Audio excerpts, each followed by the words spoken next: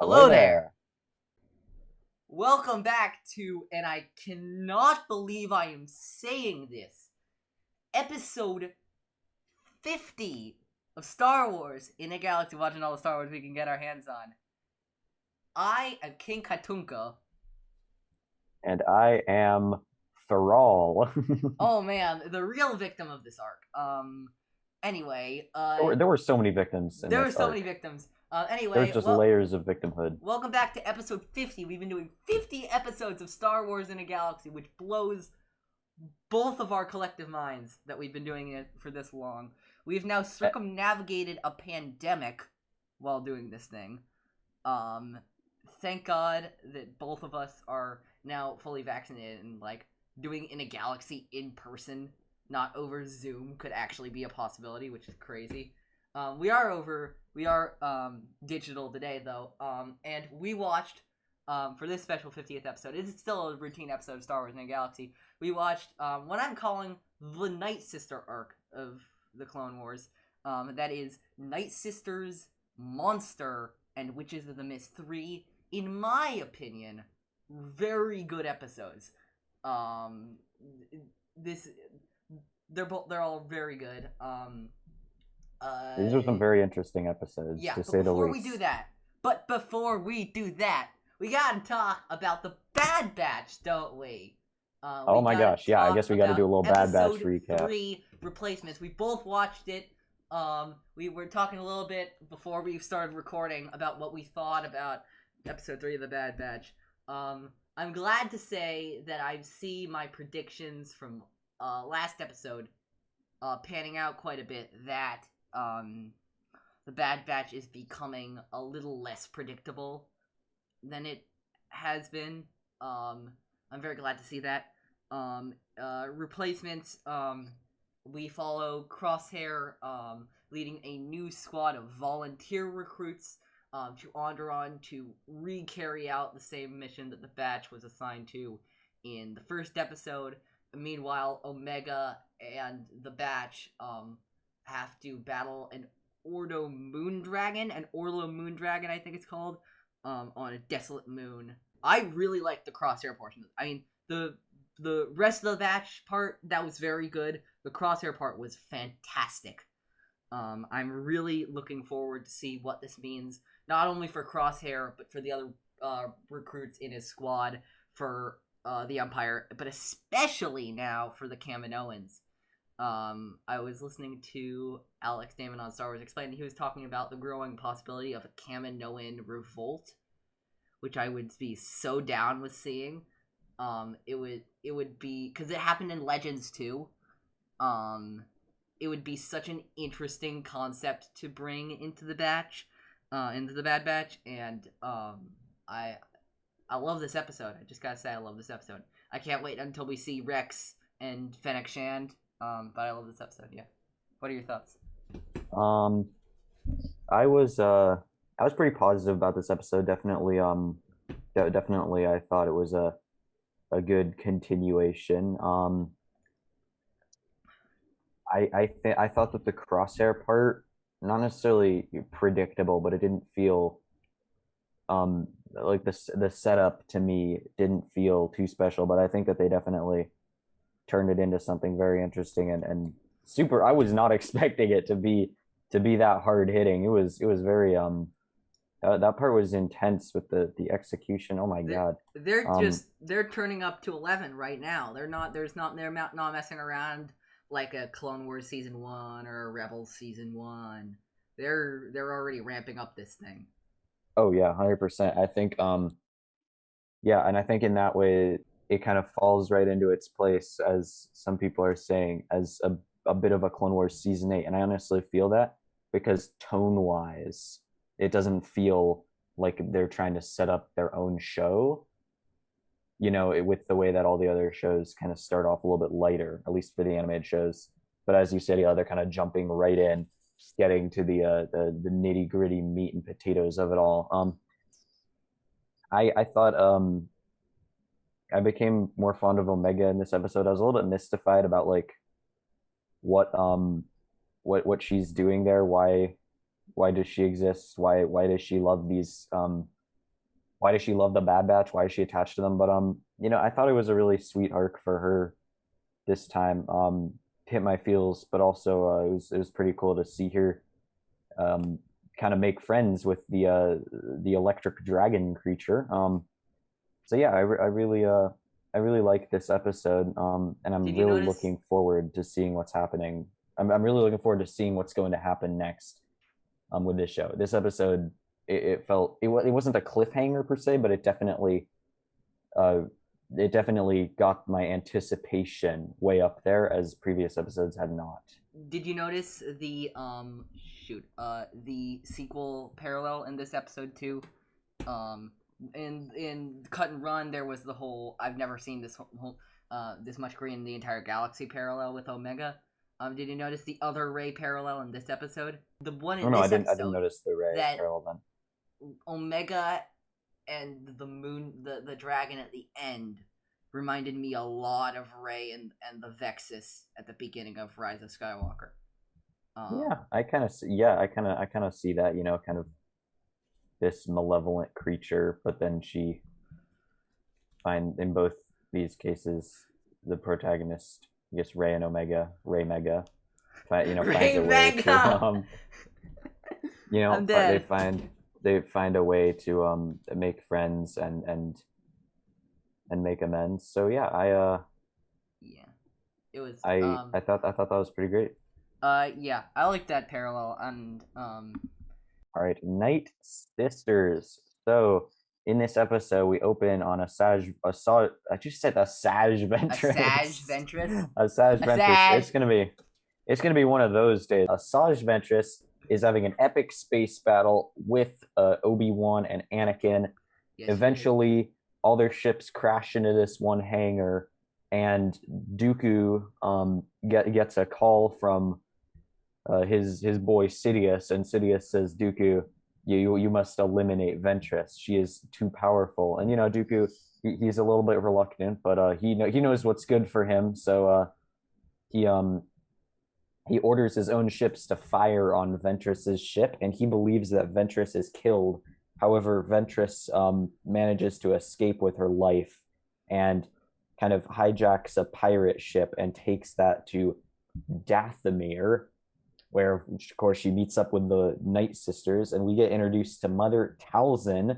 Mother Talzin heals we find out a lot about Asajj Ventress' backstory, and Asajj becomes dead set on revenge for Dooku. So she and two Nightsister warriors take an invisibility potion and attack Dooku. They ambush him, but Dooku, despite being in his pajamas, still manages to uh, drive off the attackers. And is that where it ends? I can't remember. These episodes kind of It, blend it, together for it, me. it is, and you reminded me that this episode is where the skin in Battlefront 2 comes from. Yeah, exquisite pajamas. Exquisite pajama. I remember Jacob and I when I was downloading that update and I was playing some Battlefront and Jacob's like, wait, what? And I'm like, oh my god, Dooku has his skin in is a skin where he's in his pajamas. That's hilarious. I And it is mean, you hilarious. can't. Yeah, exquisite pajamas. Don't knock it till you try it. No, no, do They're not knock it comfortable. until you try it. They're Like I very said, comfortable. yeah. Uh, so our fortune cookie is the swiftest path to destruction is through vengeance. What do you think? Man, I think this is very true. It rings true for that. We've had some questionable fortune cookies lately, but this one is really good. And it's applicable, I think, to Asajj's life in general, outside of just this episode, because now all she wants is to get revenge on Dooku. But as we see in this episode, that almost that consuming her, that her being consumed by revenge, almost destroys her and brings harm to the people around her. And I guess not to get too many spoilers or to get too ahead of ourselves, but over the course of the Clone Wars, we really see that Asajj Ventress can only she can only save herself by letting go of trying to get revenge on Dooku and starting fresh. and letting go of the fact that he's still out there. So I think that the vengeance theme is very powerful in this, and it really applies to a lot of Ventress's story in the Clone Wars. Just in general, Ventress tries to take revenge not once but twice on Dooku this arc. Both times fail. I mean, they gotta fail because, you know, Dooku has to be alive for Revenge of the Sith. That's actually one of my main criticisms with this arc, is that every time they do anything against Dooku, it just feels utterly meaningless, because we know where Dooku's gonna be in Revenge of the Sith, and we know that, you know, do it has to exist. Yeah. So we kind of, I agree. I think, but I do think that even though we know what happens, I still think the story and these plot points have some value Oh, in terms absolutely. of showing in terms of showing what happens to Ventress and her journey. But I think that you touched on something very important, which is one of the central problems with Star Wars, a story that has so many different mediums and so many different stories within it, and that jumps around in time so much in terms of what's being put out when, is if you already know the outcome of a character later on, how do you make a story compelling earlier that doesn't feel devalued? But I think this Yeah. episode does a good job of that. I think, yeah, and another episode I was just thinking there were other an example of that I've often heard thrown around, which is a perfect example, is the Siege of Mandalore. You know exactly what's going on in the Siege of Mandalore. You know exactly where all the characters are going to be in about 20 years, Yeah. but you still feel so much suspense in that arc. One of the things I love about this is how Ventress has everything until she doesn't in this episode.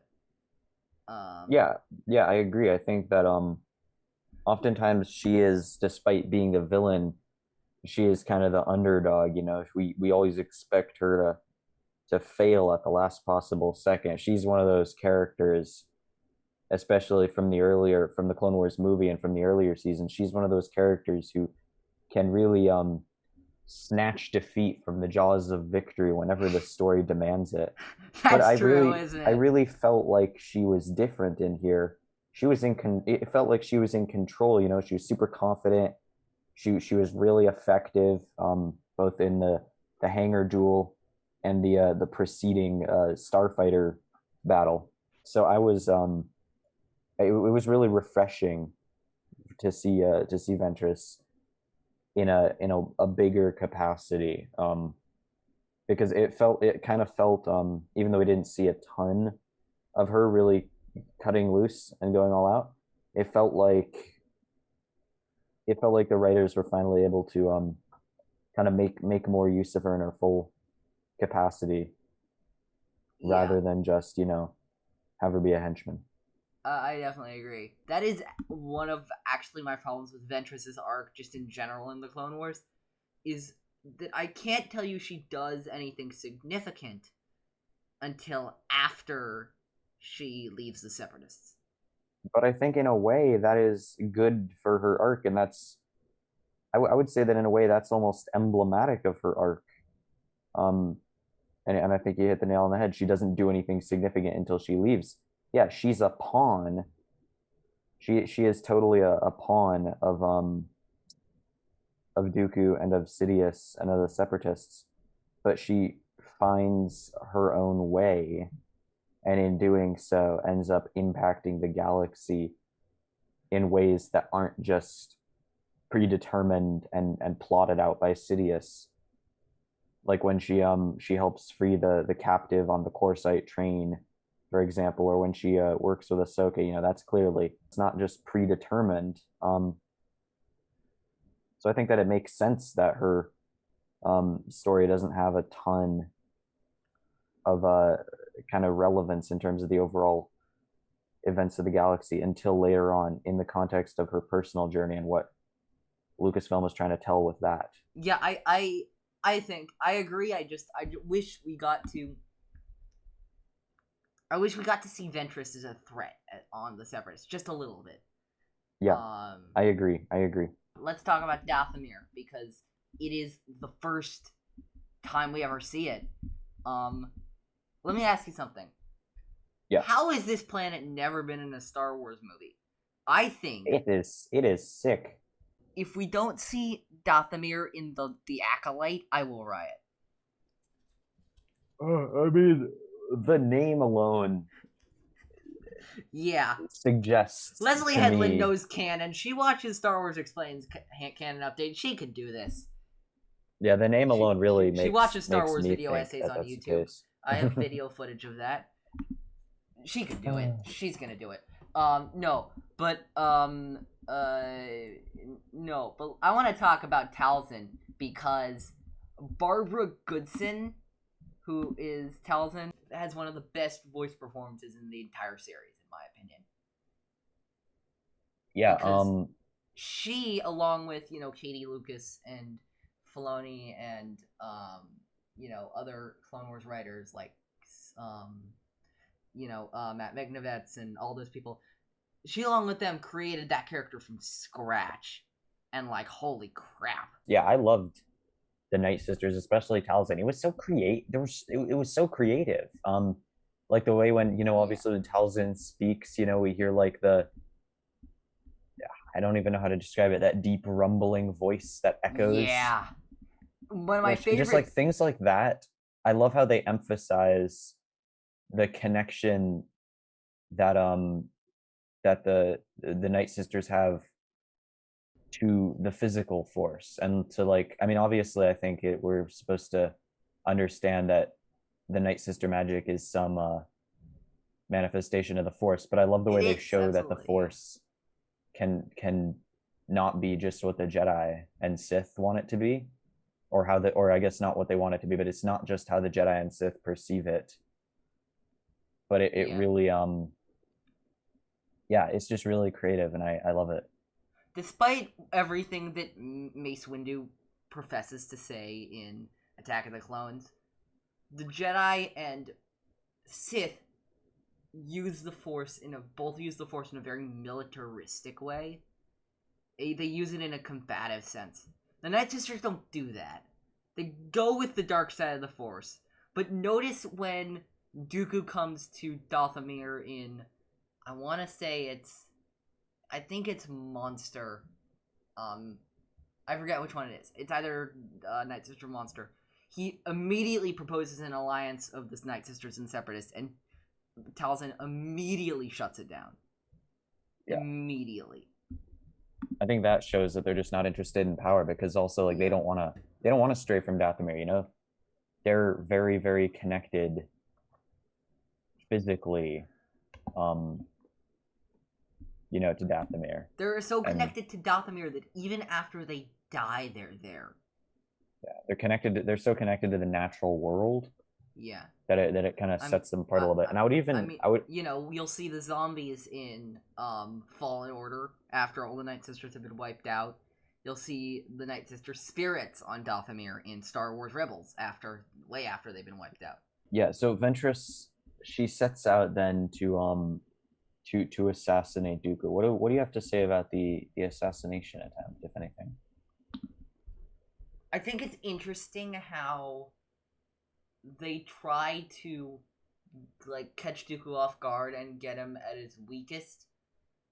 That kind of fails, but let's just say that it did make him weaker. Like that he was in a bad position, which I think he was in a relatively bad position. I think they were hoping to get him in a worse position. Look how quickly and efficiently Dooku just absolutely wrecked all three of them. You gotta remember this is one of the main takeaways I got from this arc in terms of, I guess, combat wise. Dooku is beatable. We've seen Dooku be beaten before. Yoda and Anakin are the two I'm thinking of. But Dooku is extremely formidable as a combatant. Oh yeah, 100%. I think it just shows that maybe they were a little arrogant, perhaps. They let revenge blind them, like the fortune cookie said. You know what I mean? I want to go Yeah. back for one last thing in this episode. Um uh and um and let's talk about that flashback, because that flashback is fascinating. Oh my gosh. Um Oh yeah, we have to talk yeah, about the that flashback. the flashback. First of all, let me tell you something, okay? Um I don't understand um why everyone talks about Ventress so great when she and we all know that she and Kyneric only trained for like a month. 18 years is a really funny way of saying a month. Anyway, Yeah, yeah. but I had to get that out of the way. man, Anyway, so yeah. Asajj's backstory, man, I oh, it's tragic, really. God, Ventress is sold to a slave master. Um, he dies in an uprising. She's saved by a Jedi master named Kyneric. She shows she has the Force. They train for 18 years, not a month. And then he dies in a fight, and then she goes full dark side, and then Dooku's like, "Hey, I want you as an apprentice," and Ventress is like, "Yeah, sure." Um, man, yeah, Ventress has had it rough. Ventress has had it rough. Um, one of my I have a logistical problem with this. I think I probably mentioned this to you. In a previous episode, we were having that 252 months talk thing. Mm. How were they not able to get a ship? Yeah, I mean, that's one of those things where again, I it's mean, about I the know you have to. why, not Yeah, the it's about the how. but Like, like seriously, how did they not get a ship for yeah, 18 years? Yeah, yeah. it's a tragic story, and I understand, but like, yeah, I don't know, man. Rat Attack's a crazy place. I guess Rat Attack's a nuts place. they couldn't get off. Um, But yeah, I mean, everything that Asajj Ventress does now becomes more clear. She's not coming out of nowhere. With her dark side rage and hate kick. Like clearly she was basically abandoned by the Nightsisters, who just said, "Okay, we'll trade you away as a baby. Bye bye." Her master was killed, and then Kyneric was killed, and then Count Dooku betrays her. She has been through a lot, and that just makes her arc all the more tragic yeah, to me, at least at this point. Before maybe she doesn't fully redeem herself, but she definitely gets better. she does. No, I like again Ventress's arc from here on out is fascinating. And I love it.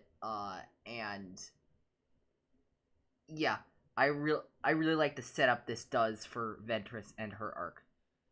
Um, there's something else I was gonna mention. Um, yeah, the most fascinating part of this episode, at least for the future episodes, is Ventress says to Talzin at the very end of the episode, I will see Count Dooku dead, I swear it. When a Star Wars character makes that kind of promise, you know they're going to try and do anything they can to cash in on that promise. Oh, 100%. We know Ventress from the get-go, because we know what happens to Dooku in Revenge of the Sith, will fail. She's going to fail. Whatever she does next, she's going to fail. But yeah, but ultimately that failure is going to be better for her in the long run, I think, yeah, but as a like, person. yeah, again, what I was gonna say was, yeah, it's not about what happens to Dooku, because we know what happens to Dooku. It's about what happens to Ventress, Yeah, because she is going to make this kind of promise that she cannot fulfill because Dooku has to survive. It's yeah. an interesting way of looking at the story. And that's what I think ultimately that's what forces her to let go when she realizes that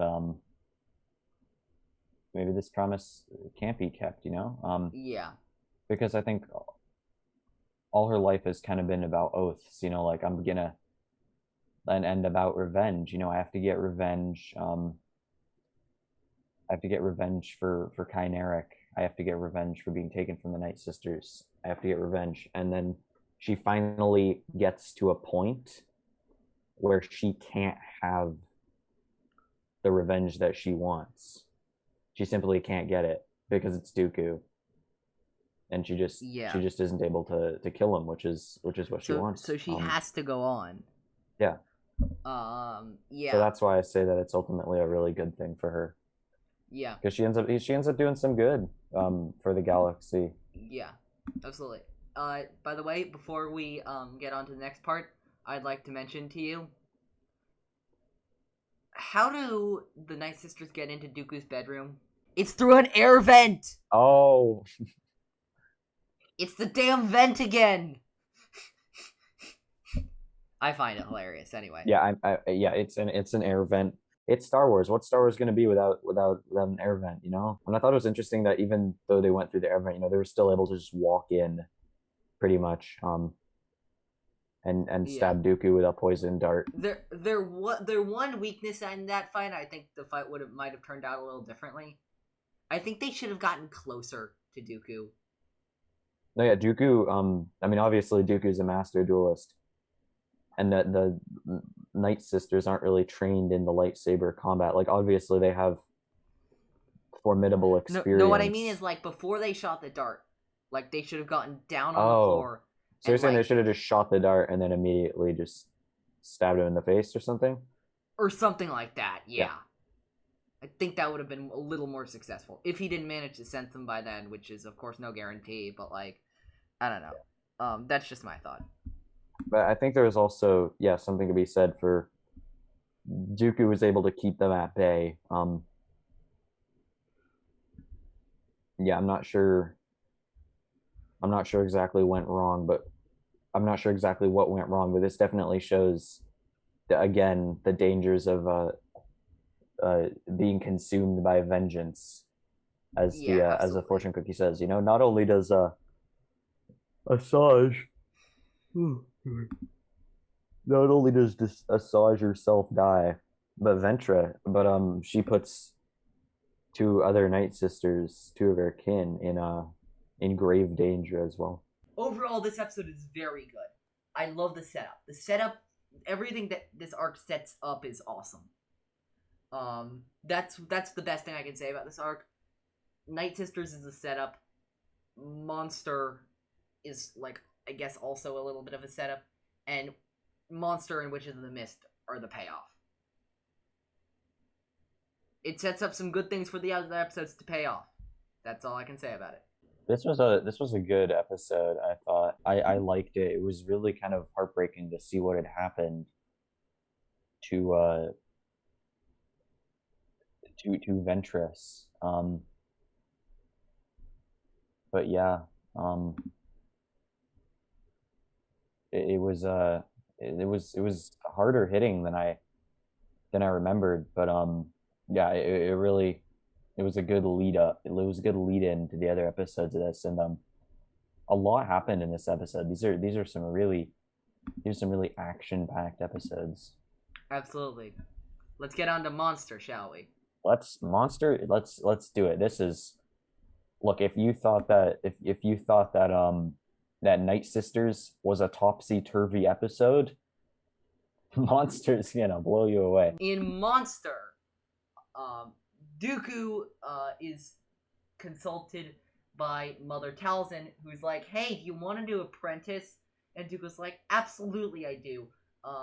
Talzin offers him instead of a female this time, he offers her a male from the Zabrak villages on Dathomir, much like the deceased Sith warrior Darth Maul. Notice I said deceased because it's one of the last times I can say that. There is a Hunger Games slash box esque challenge held in the village. The final two are a young Zabrak man named Feral and his brother Savage Opress. Savage, in an act of compassion, spares his brother from being the object of the Nightsisters' manipulations and asks them to take him. So Savage Opress, who is later revealed to be the brother of Darth Maul, is taken to the Nightsisters. He's done crazy experiments on where he becomes this hulking, brutish monster. Farrell is brought before him, and he kills his brother out of pure spite and anger. He is then given to Dooku, who sends him on his very first mission to a temple on Devaron, where he commits what I call the Devaron Massacre, where he just carves through all of the Republic forces on Devaron and takes the base for the Separatists, ending the episode. The fortune cookie is evil is not born, it is taught. That is, I absolutely love this fortune cookie. Yeah, this, I love this. I love this fortune cookie. I can't really hype it up enough, and it really applies to this episode in a very sad way, where we see Savage kind of against his will get turned into a monster. One of the things I was saying in this episode is always makes me wonder what would have happened to Savage if he was never corrupted by the Night Sister magic, because it seems like he would be like a Zeb or a Wrecker. That's what it seems like he'd be, without all that hatred and pain in his life. I'd be fascinated to know. I also we'll get to that later on, actually. I really love this. No one is born to hate. It's why you hear about a fall to the dark side so often, because nobody is born that way. They're taught that way. Anakin was manipulated to think that way by Palpatine. He was crafted into Darth Vader. He wasn't just Darth Vader from the beginning. He was Anakin. One of the things I love is here's a little Easter egg. The drink that Talzin offers Dooku is a drink called Blackroot. It's a drink from Lucasfilm property Willow. According to the film, directed by the future director of Solo, a Star Wars Story, Ron Howard, Blackroot is supposed to put hair on a man's chest. Very interesting. And I guess that can kind of relate to Savage and how they turn him from he was already pretty bulky, but they just turn him into an absolute unit in this episode. They turn him from a man into a monster is what happens. Yeah, they do. And not even a man though. I feel like they kind of hint at the age of these dudes. And just the way they carry themselves, they seem like they are not that old. These Dathomirians. They seem like young men to me. They don't seem like adults. I don't know. It's hard to tell. They seem like adults to me, but okay. Yeah. Okay. Yeah, Dathomir in this episode, it's amazing. Again, the creativity with Dathomir, and just the art and the visuals with Dathomir is incredible. Absolutely. Like the drink, that the first time I watched that blew me away. Just the little details like that make Dathomir such a cool planet, and I always love revisiting it. And as you said, it would be so cool to see it live action. Acolyte, please. Yeah. There are a bunch of pseudo-fortune cookies in this episode. They're just quotes that people say. And I'm like, oh, that should have been the fortune cookie. Even though I love this fortune cookie, one of them is Talzin says to Dooku, men are easy to acquire, hard to control. That line in particular was funny to me, because didn't just the last episode before that, didn't Mother Talzin say on the call with Dooku, you had a female last time, they're hard to control, why not try a male from our planet instead to be your assassin? I thought that was a little funny, and interesting. I don't want to say it's an inconsistency, but it's not an inconsistency. I think, to be completely honest, Talzin was probably talking a little bit more honestly with Dooku on Dathomir than she was over the hologram. Yeah, I mean, she probably just wanted to really market it to Dooku to sell him on the idea. And I can't help but feel that Dooku's pride, like if he hears, oh, they're hard to control, oh, I'm a Sith Lord. I'm Dooku. I'm Tyrannus. I Yeah, can do this. I So it was can do probably an this. appeal. It was probably also an appeal to his pride, I think. That's probably true. As much as I dislike generally the character Savage Opress because I just dislike this plot line, Clancy Brown as Savage Opress is perfect. I couldn't see that role any Honestly, other it way. is. It honestly I couldn't is. see that role any other way. He knocks it out of the park every single time. One of the things I really find interesting is comparing this episode, comparing the Savage's transformation to the inhibitor chips, because we see, like, Cody was a good guy before those inhibitor chips. Savage was a good guy before the transformation. The episode Yeah, made it very clear that he was a good guy. He protected his brother. He made a selfless action. In this episode, pre-Devaron Massacre, I would argue that every single thing Savage Opress did was a light side action. yeah. I think he really did what he did to protect his brother, and I think that really, yeah, that just goes to show the fortune cookie. Event Savage was not evil. None of these dudes are evil. They're just they don't really have the power to stand up to the Nightsisters, so they have to go along with the madness of Asajj like taking someone. It's the thing, the idea that the dark side takes and takes and takes. The That, dark side like, takes and it transforms. yeah, I love this, like, Hunger Game box esque um competition. I will question something. Was this an actual test, or was this an exercise for Ventress to just beat a bunch of people up because she was angry? Probably a bit of both. I'm not gonna lie. Probably yeah, probably Because some of if each. you want Not to gonna lie. find the best guy, and you're already planning on doing some Night Sister magic to transform them later, why are you putting them against Ventress? They'll all lose. Ventress asks later in the episode, "Where is it? Where are the where are the warriors I came from? Is this all the power these men possess?" It's not really fair if you put them against a target that will beat them 100% of the time, or 99% of the time. You know what I mean?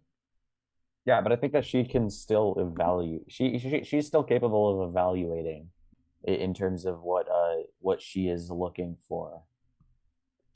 So I'm Yeah, not too worried kind of yeah. about that. You want to talk about the scene with Faral where, and, like, the Hulk Savage? And that is brutal to watch, It honestly. is my favorite scene in the entire arc. Savage and Faral is my favorite scene in the arc. Um, I think it just shows because obviously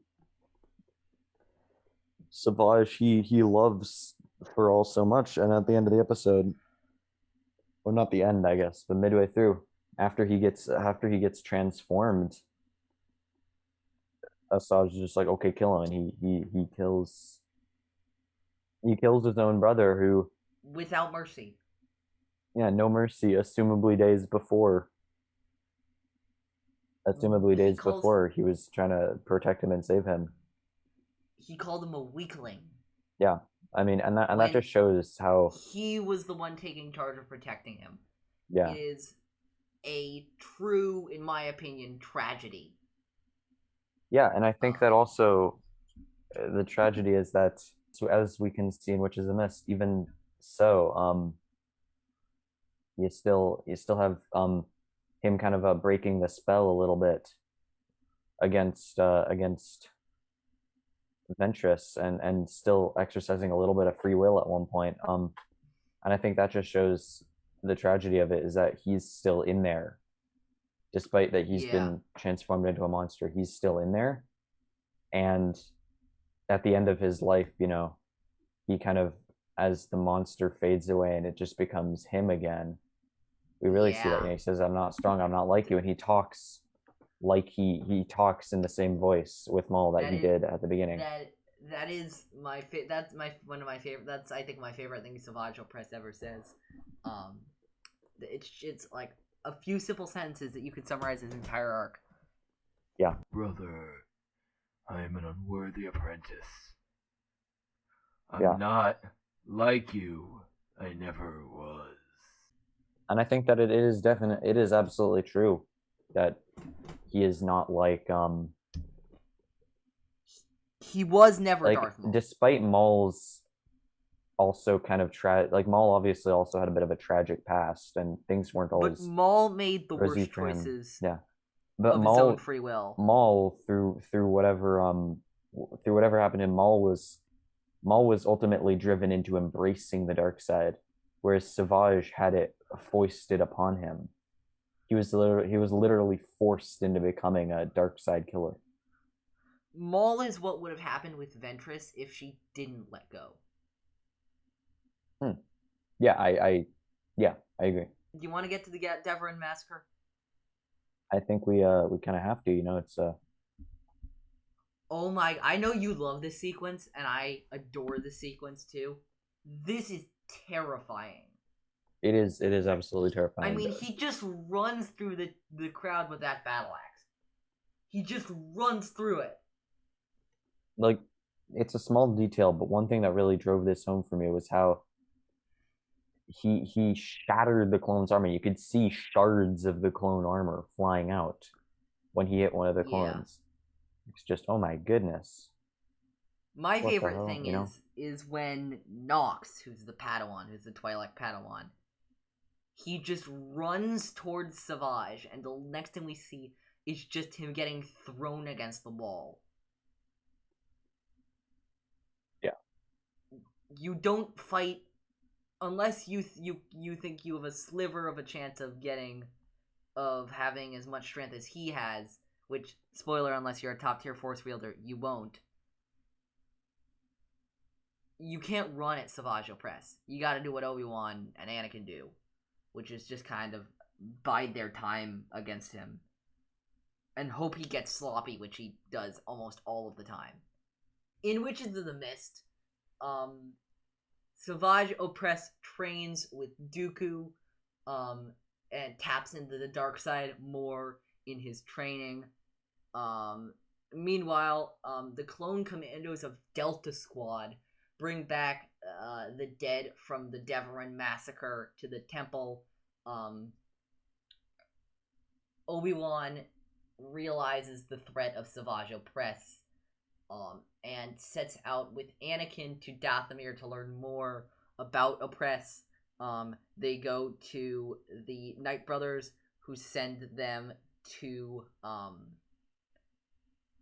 who send them to the Nightsisters. Meanwhile, Dooku sends Savage to Toydaria to bring back alive King Katunko, who, if you remember, in ambush, resisted the influence of Dooku through the machinations of Grandmaster Yoda. Everything comes to a head on Toydaria. Savage kills the king. He duels Anakin and Obi-Wan, but gets away. And then on a separatist dreadnought above Toydaria, Ventress and Savage duel Dooku, until eventually Savage has decided he's had enough of being a pawn. Dooku and Ventress duel down below. Anakin and Obi-Wan catch up to Opress a second time and duel him.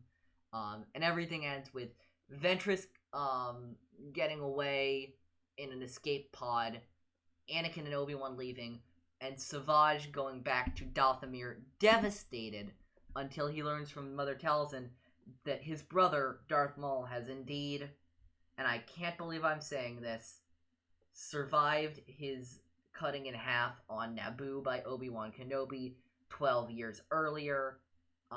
And Savage sets out to find him. So much happens in this episode, and I think that's kind of this episode's biggest problem, actually. You think a little bit too much happens? Yeah, I think a little bit too much happens in this episode. I can see that, honestly. Described to you, I think this might be on pre-recorded episodes, but I might have told you about this before. Have I told you what an event episode is? What do you think an event episode is? It's when they can't figure out a full idea to go in an episode, so they smash like 3 or 4 ideas in an episode and hope it'll work. You're basically saying this is an event episode because the story might not be as cohesive as it could be because it has to cover a set amount of events for and things it's not to about make the sense. cohesivity, it's about the I think the character development and the setups and the payoffs and the quiet moments when you have to do something like that get a little bit lost in the fray. Yeah. When you're constantly dashing from thing to thing like this episode does. I know this episode is revered by many. I think I have an unpopular opinion where I don't think it's like absolute god tier. I think it's okay. My opinion of it's gotten better over the years, actually. Let's get to the fortune cookie. The path to evil may bring great power, but not loyalty. I mean, this is the perfect fortune cookie for this episode. It's why the dark side will never have a fleet coming out of hyperspace moment from Rise of Skywalker. It's never gonna happen with the dark side because they don't have loyalty. The dark side, looking at, there's only so much Savage can take before he breaks the spell and he ends up turning onto Ventress. I mean, he gets, just in that fight, a little detail from that fight that I love, he gets thrown down by Dooku's lightning like 6 times in a row. Yeah, that I think that's kind of a comical amount of times, just to show how it's a comedic effect at this point. He's just being he's just being kind of thrown around as Asajj's pawn, and he only realizes that too late, that not even the Nightsisters really have his back, which is interesting because then later on in the episode he ends up he kind of ends up being the one going back to Dathomir, even though so it's interesting. It's interesting. I think the idea is that Savage has realized that he's been a pawn of Ventress, but he hasn't learned the lesson all the way. I think that's expecting a little too much of him. I want to talk about Delta Squad and the Clone Commandos, who are the Knights of Ren of this arc. Because they do literally nothing. Okay, but let me ask you something. Did you think that very first shot where they were kind of in the shadows and they were coming out of and the 4 clones were right there next to each other and they were coming out of the ship, do you think that felt like a reference to the cover art for Clone Commandos? Because I certainly felt like it was. For what do you mean? For what? What do you mean? It's a video, the Legends video game, right? The Republic Commando. Oh yeah, Republic Commando. That's it. Yeah. I definitely think it was a nostalgia play for Republic Commando. The thing it just looked so similar to the cover art, the way they're all right there together. Yeah. In the shadows. One of the things I was a little skeptical about is if they really wanted to do a nostalgia play for Republic Commando, maybe have the Clone Commandos, I don't know, actually do something. And it's not like they don't do it in the series at all. There's that episode Missing in Action, where they have Gregor, who is a Clone Commando, actually doing stuff. It's not hard. But yeah, that's one of those things with the Ven episode where I just felt like it was like, oh, is having Clone Commandos a good idea? Maybe, maybe not. Are we gonna do it because it's cool? Absolutely. What I love most about the tone of this episode at first, what's the climate on Coruscant when they arrive? It's raining. It's raining. We never see it rain on Coruscant. Way darker. They mentioned Darth Maul several times this episode. Here's a logistical problem I have. How do they know that guy's name? I think oh yeah. I actually saw an internet forum discussion about this as I was kind of doing some prep for this. Really? And I think that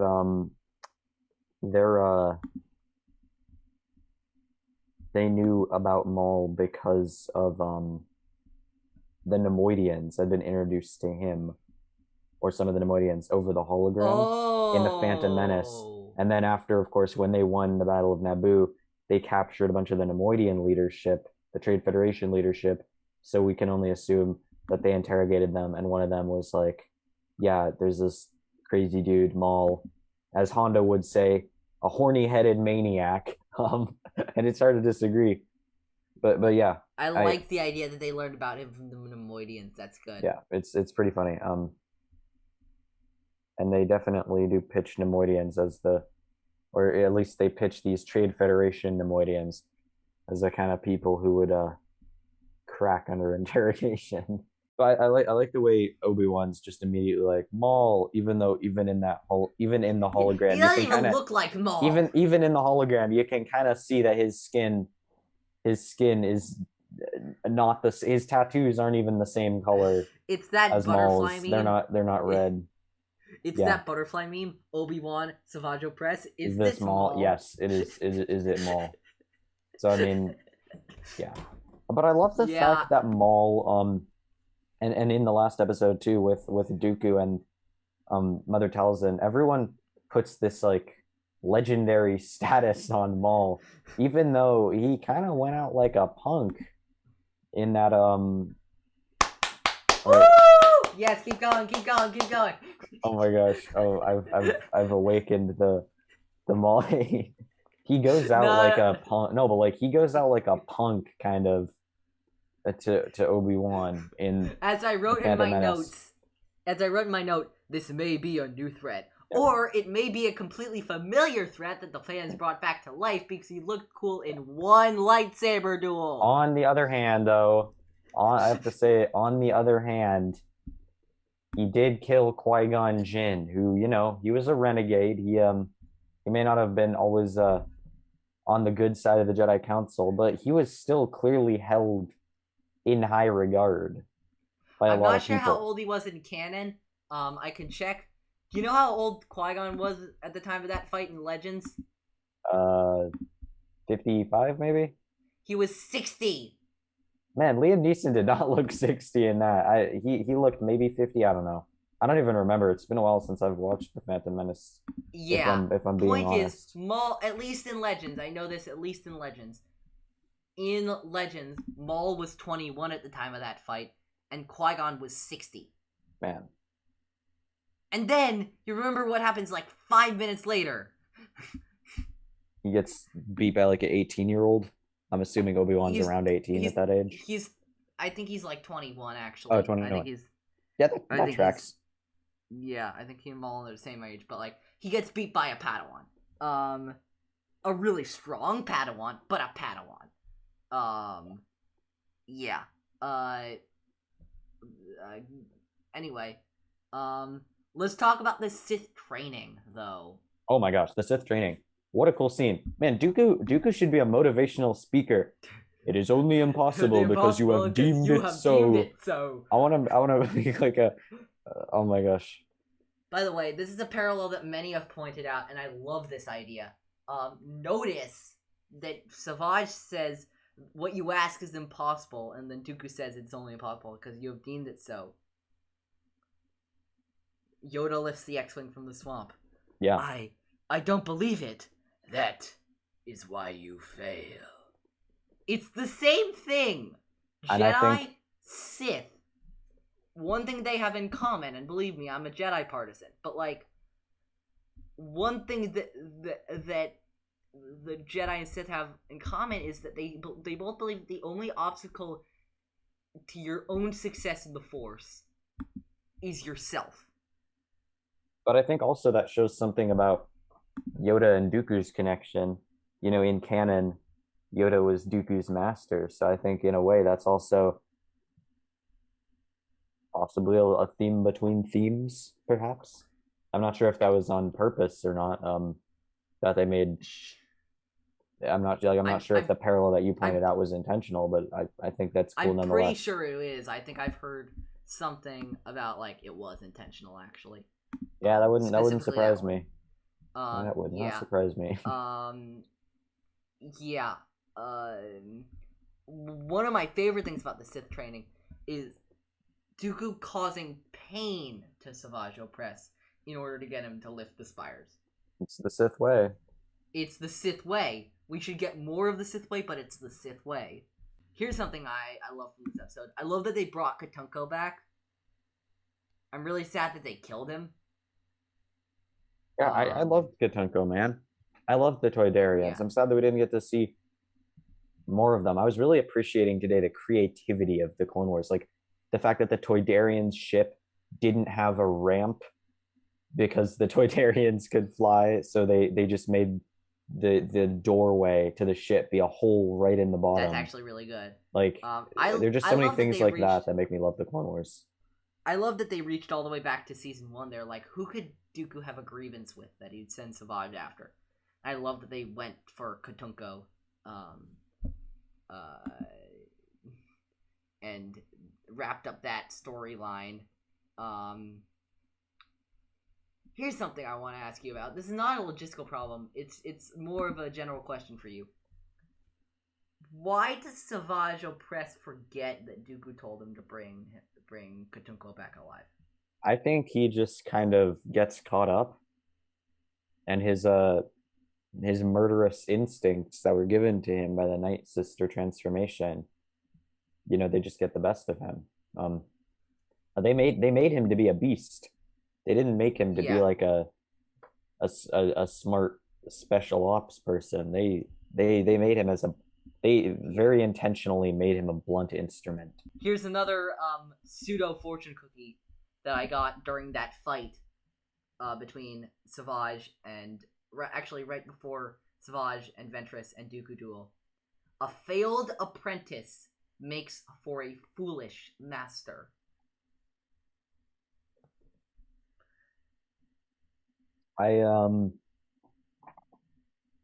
That's an interesting one. A bit pessimistic. I think you know where I'd go with this one, right? Where'd you go? Slap poster. This bad boy has so much symbolism in it. Yeah, that was funny because you thought of The Last Jedi, judging by the slap in the poster. I thought of Rebels, and I immediately thought of Kanan's insecurities, both in terms of his guilt, feeling of survivor's guilt that he ran when Depa Billaba told him to run, and his insecurities in terms of his abilities to teach Ezra and how those are tied together. So hey, another theme between themes. Absolutely. And by the way, my idea is that Luke, as a product of Luke's apprenticeship to Yoda being cut short both by Luke himself when he goes to face Vader in Empire Strikes Back, and by Yoda by dying in Return of the Jedi, that Luke wasn't an adequate master to Ben when he needed to be. But anyway, so you want to get to this fight, the fight between Dooku, Savage, and Ventress? Oh, absolutely. It is a great fight. It is. Yeah, he doesn't really do much, Savage, when he's on Ventress's side. He runs around a little bit, takes some wild swings, and gets a lot of Sith lightning thrown at him. Yeah. But so go ahead. It shows that the Nightsisters' plan was really good. The execution of the plan was god awful. It was just bad. They didn't really have time working for them, and so they just couldn't make it work. You know what I mean? Yeah.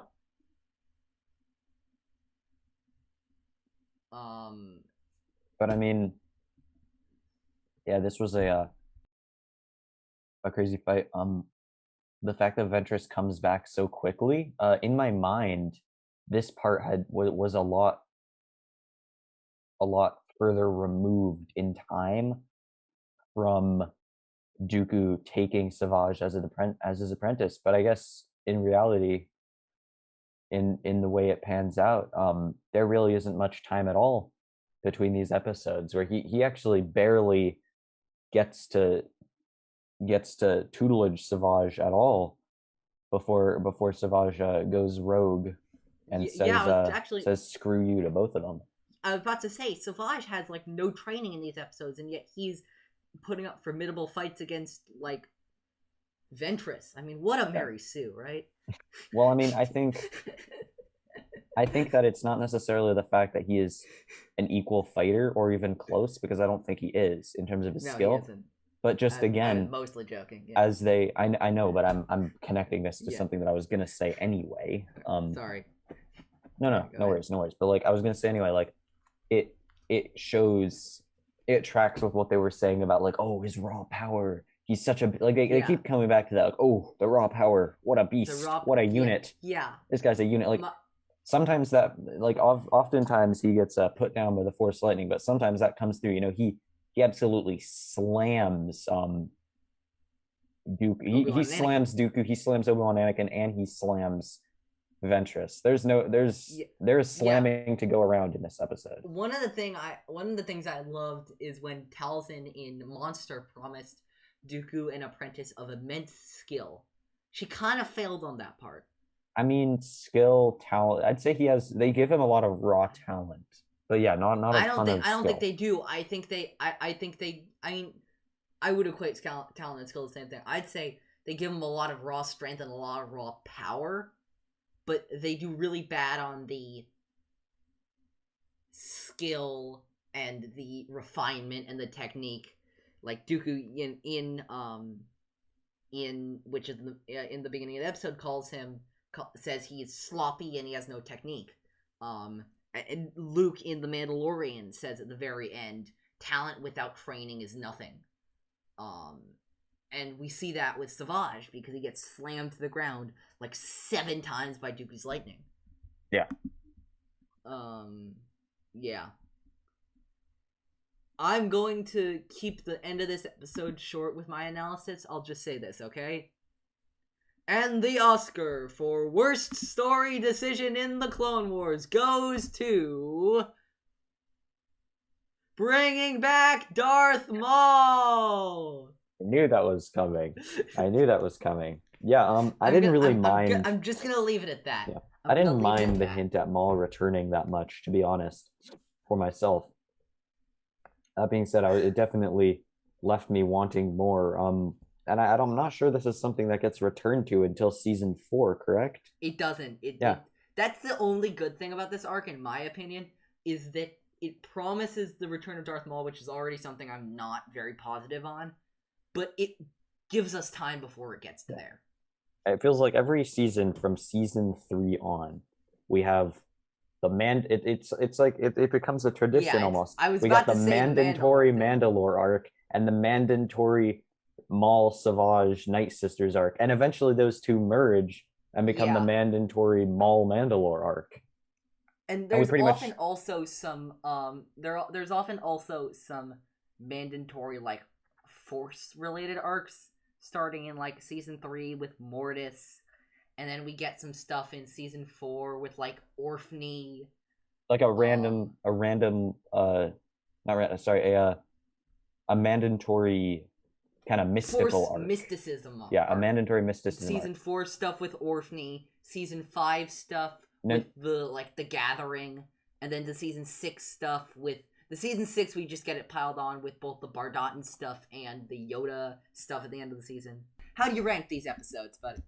I have a really hard time ranking them in my mind because they feel like they're all part of one big episode just because of the way each one packs in so much.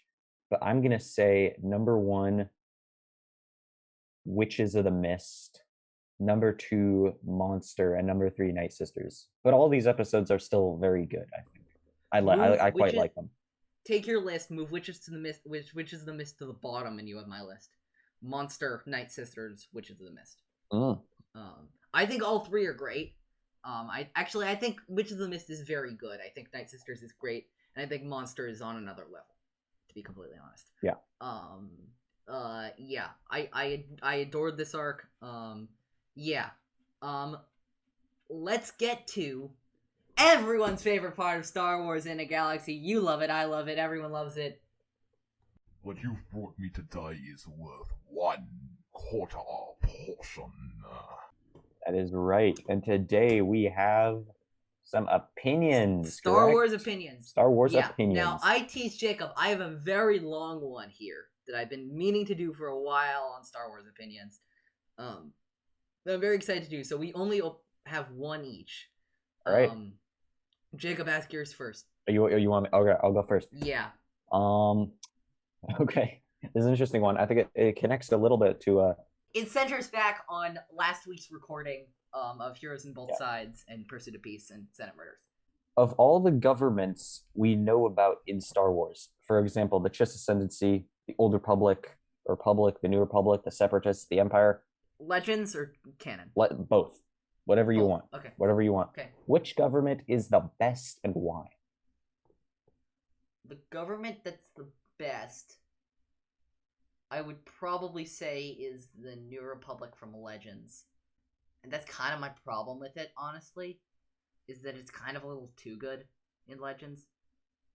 Like, Yuuzhan Vong War, like, from the event of Return of the Jedi to, like, mid-Yuuzhan Vong War when that shit gets disbanded, so that's, like, 20 years or something like that. It's almost a little too good. I mean, there are threats, but, like, there are threats to the galaxy, but, like, the New Republic of that era is almost just, like, too good at its job, is what I got out of that era.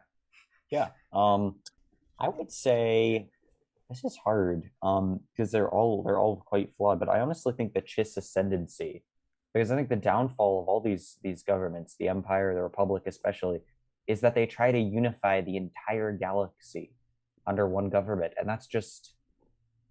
Is that even possible? I mean, some would say yes, but I'm honestly... I mean, it's possible. Is it possible to do it Is it possible to do it in an egalitarian way?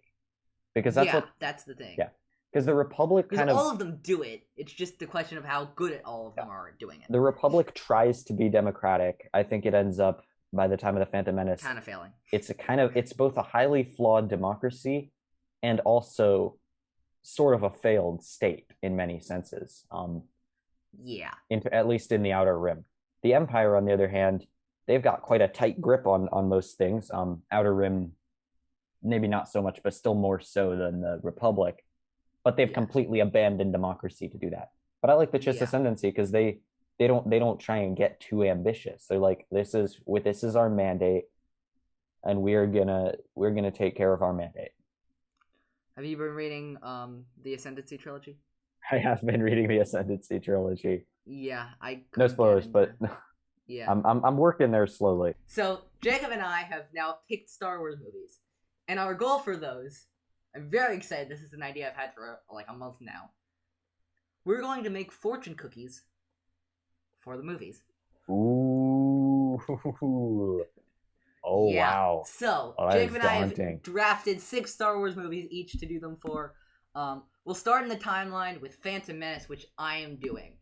I'm going to paraphrase Shmi Skywalker for my fortune cookies. The biggest problems in the universe are solved when people help one another. That's a good fortune one. Cookie for I really thought you were going to go with the we can't stop change any more than we can stop the suns from setting. That's also good. That's also a good one. I like that. It's the Attack of the Clones. So Jacob drafted Attack of the Clones.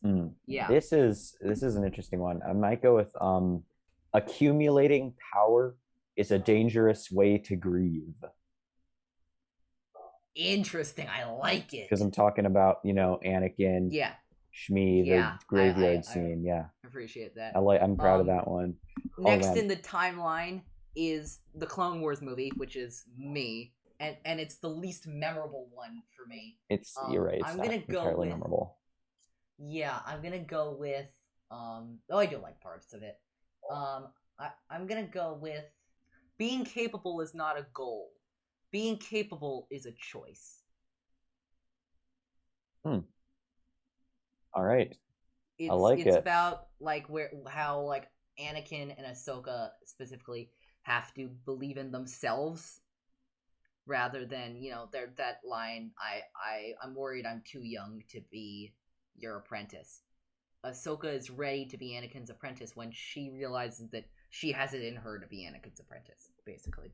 We're getting to Revenge of the Sith, which is also Jacob. This is hard. because I feel like there's so much. Man, Revenge of the Sith. Revenge of the Sith is it's hard because You could literally do I anything know. for this one. I'm trying to think. Oh, okay. Mm, uh, when you sacrifice your morals to preserve what you love, you sacrifice that what you love. Does that make sense? Interesting. Yeah. What I think I'll do is I'm gonna try and like make them with the Clone Wars imagery and post them on Twitter. All I'll right. make them more streamlined from what Yeah. we both said. I'm trying to We're both think. half-assing I'm these. trying to think of how to make that one a little bit Yeah. cleaner. Let's get to Solo, a Star Wars story, which Ooh. is me. Solo, you are the protagonist of your own story. It sounds Ah. obvious, I like but when the that entire one. I like it. when the entire movie is characters around Han trying to convince him that he is the good guy. There's that line, I might be the only person who knows who you are. You're the good guy, which, Kira. Yeah. Yeah, I'm going with that one. I'm trying to. I keep thinking about the Revenge of the Sith one. I'm trying to figure out how to streamline it. But, while you figure that out, we'll go to Rogue One, which is you. You're gonna have a string of 3 in a row. Oh wow. So, Okay. Rogue One, a Star Wars story. Maybe this is a little too literal, but I would just say like one selfless. It takes but one selfless act can fill a galaxy with hope. I like it. I really like it. That's great. Yeah. Let's go on to the original Star Wars, A New Hope. This is hard because that was exactly what I was going to. I feel like that could that exact thing could be done for A New Hope. When many voices rise as one, the song of freedom can drown out tyranny. That almost sounds like one for the Rise of Skywalker. Damn it! Because when many voices. Yeah. When many voices. Anyway. When many voices rise as one, the song of freedom can drown out even the loudest drumbeat of tyranny. Or something like that. Anyway, we'll streamline it later, but I like that. Empire Strikes Back, man. This one, there's so many different angles. Keep your friends close and your enemies far, far away. I don't know. Maybe I'm. I like it. They go goofy sometimes. No. I didn't think of the real one. Sorry, they would never put that on a fortune cookie. I mean, would they? Who's more foolish, the fool or the fool who follows him on, Nomad Droids. So. Anyway, we'll come back to that one. Go on. I like the keep your enemies far, far away. That's fine. Yeah. Okay, Return of the Jedi. We're going to Return of the Jedi, which is me, because Jacob allowed me to have my favorite Star Wars movie. I'm gonna go with the simple "No one is beyond redemption." Yeah, that's beautiful. And then for The Force Awakens, let's go to The Force Awakens, which is Jacob. Ooh, man, I just realized I get all like the Hope movies. I got Rogue One, I got Episode 4, and I get Episode 7. So, no accident of blood or birth is more powerful than your own choices in determining who you are. Are you kidding me? That was like. Oh, was that? Oh, sorry. Was that really close to what you were gonna do? Kind of like my Rise of Skywalker one. Yeah. God dang it. I was thinking of Rey and Finn. No, I guess So, Last Jedi, is me. Last Jedi and Rise are both me. For Last Jedi, I'm gonna go with. I originally had that line from the Clone Wars movie, "Old sins cast long shadows." But I'm gonna go with the more subtle. To respect one's future, one must acknowledge. To respect the future, one must acknowledge the past. Yeah, I like that. The Rise of Skywalker one. We'll streamline your Force Awakens one and maybe make it a little different because who you choose to be is more important than who others say you are. I like that. That's what I'm going with. I like that. Who you choose to be is more important than others say you are. So that's our 1/4 portion. Before we end this episode, we want to make some acknowledgements because it's our 50th episode. We got a message from fellow Star Wars podcaster, fellow former guest on this podcast, Devor from A Larger View of the Force.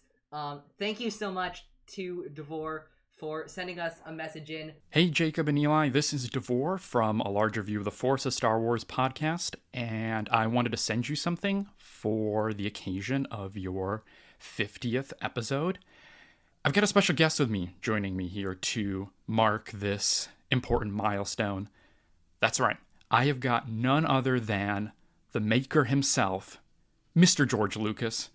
George, how you doing?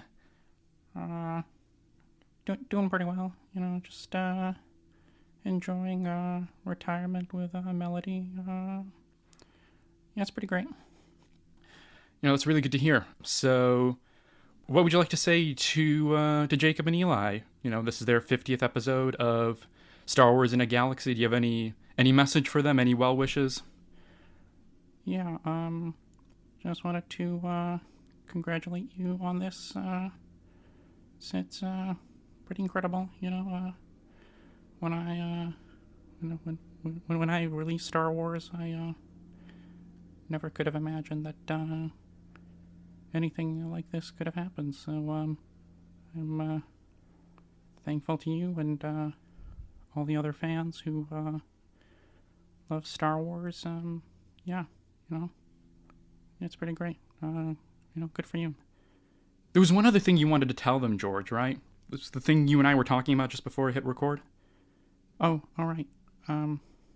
So I know that you and Davor. It's Devor, George. Oh, sorry. You and Devor have had a disagreement about some things. So I thought I could clarify things a little bit. Yeah. It is when I made Attack of the Clones. Yeah, it was always Zam Wazell. Yeah. That's what I had in mind.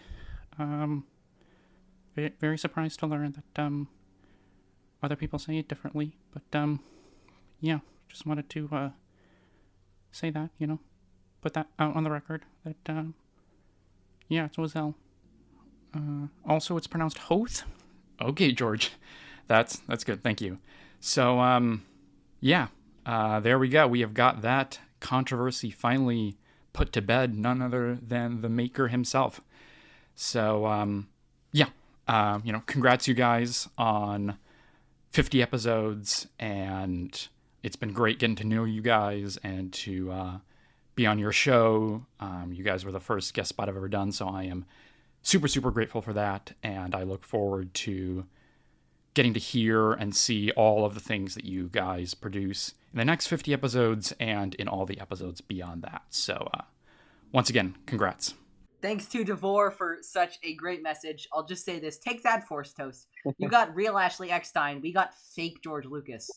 I mean, so much better. I would also, yeah. So, as we previously established, with pretty much everyone but Devor, it is Zam Wessel. Wait, but not anymore. George Lucas says it's Zam Wazell. Yes, George Fucus. He also says it's Hoth, so that calls into question a great many things. That's canon now. That's canon. It's Hoth. Canon. Yeah. Thank you so much to Devor for that incredible message. We'll leave a link to his show down in the description if you haven't already checked it out. Final thing before we end this episode, I thought, Jacob, we could talk about 3 of the best things we have done on Star Wars in a Galaxy in the first 50 episodes. Yeah, I have my 3. I'll start, I guess, and then you'll do.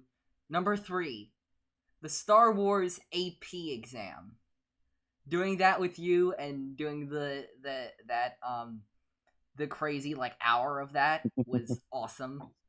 Number 3. Number 2, Star Wars in a Galaxy and Project Stardust. Our episode with Project Stardust was incredible. It was something beyond what I had thought it could be. It was just incredible. It was so much fun. It was so much fun. And number 1, Star Wars in a Galaxy the Clone Wars bracket. Okay, that was... And Rebels, but specifically the Clone Wars, because that was when we were figuring all that stuff out.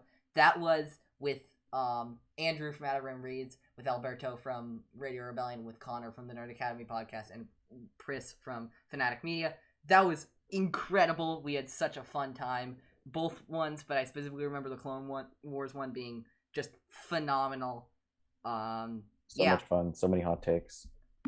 So many hot takes. Takes hotter than the coffee, even.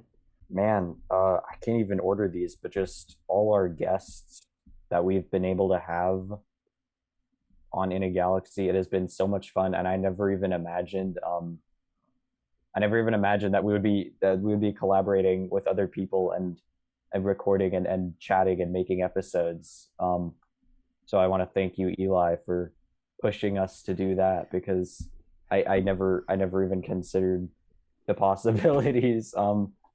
But yeah, everyone who's come on the show, Devor, Nessa, having her on the show was fantastic. I love hearing about her amazing passion for the clones. For dem clones. Dem clones, yes. And of course, having Meg Dowell on the show twice. I can say that right. 3 times.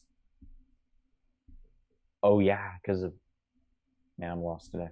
3 times. It's been absolutely incredible to collaborate with her, get to hear from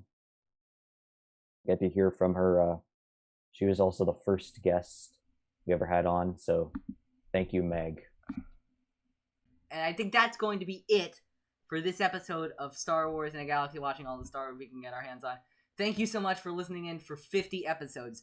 Next episode is going to be when Devor talked about, and I'm so glad he said this, looking forward to the future of Star Wars in a Galaxy. The future is now.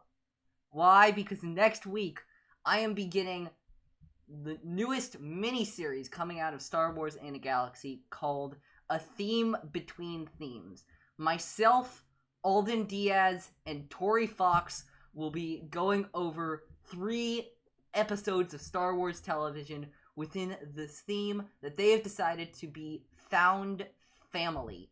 We are going to be doing The Sin from The Mandalorian, Cut and Run from The Bad Batch, and Family Reunion and Farewell Part 2 from Rebels. It is going to be such a fun time. It's going to be that, and then Jacob and I are going to get back to normal Star Wars in a Galaxy like we do. In the meantime, follow us on Twitter at In a Galaxy Pod, Instagram at Star Wars in a Galaxy.